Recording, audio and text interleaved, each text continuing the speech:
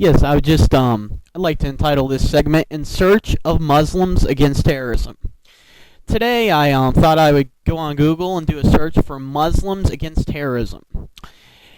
It was great to see that the Free Muslim Coalition came up at the top of the search. The Free Muslim Coalition has taken a hard stand against terrorism and names Hezbollah and Hamas and other groups like them as terrorists. But sadly, the Free Muslim Coalition does not have much backing from the Muslim community in the United States. I've been trying to find out from Muslims why this is, but I've yet to receive any answer. I honestly don't understand this, and if there's any Muslim that can explain to me why the Muslim community is not backing the Free Muslim Coalition stance, please drop me a line. So I thought in searching Google that I may find other organizations like the Free Muslim Coalition that have taken a hard stand against terrorism and named terror organizations like Hamas and Hezbollah. You would think that this would not be asking too much, considering that these organizations are considered enemies of our country.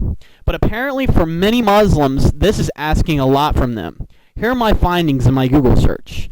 The first website I came across was Muslims Against Terrorism, which on this website, they do say that 9/11 was a horrible, tragic act, but there is no mention of any organization that they considered to be terrorist. The next website I came across was another organization that calls themselves Muslims Against Terrorism, and once again, they call the events of 9/11 tragic, but no mention of any organization that they consider to be terrorist. The third website I came across was supposed to be a list of denouncements of terror, of statements against terrorism, and the thing that's humorous about this site is that there is actually two terror organizations that they list as speaking out against the attacks of 9/11. Both Hamas and the Muslim Brotherhood, they say on this website, both condemn the attacks on 9/11. Too bad they're both terrorist organizations and both enemies of America. How ironic is that a terror organization is condemning terror? What would make anyone think that we as Americans would look at this and say, hey, look, Hamas has condemned the acts of 9/11. They must be good guys. You've got to be kidding me. On to the next site. The next website is a petition online, on the petitiononline.com website. This is supposed to be a petition against terrorism. Looks a little better at first glance. They actually name other attacks that they condemn besides 9/11, like the Madrid bombings and the beheading of Nick Burge. But still, they do not name one organization that they consider to be terrorist. And you also got to consider this petition only has 104 signatures to it. Plus, how many of these were actually Muslims or even legit? They could have been people spamming the petition, could have been many different things.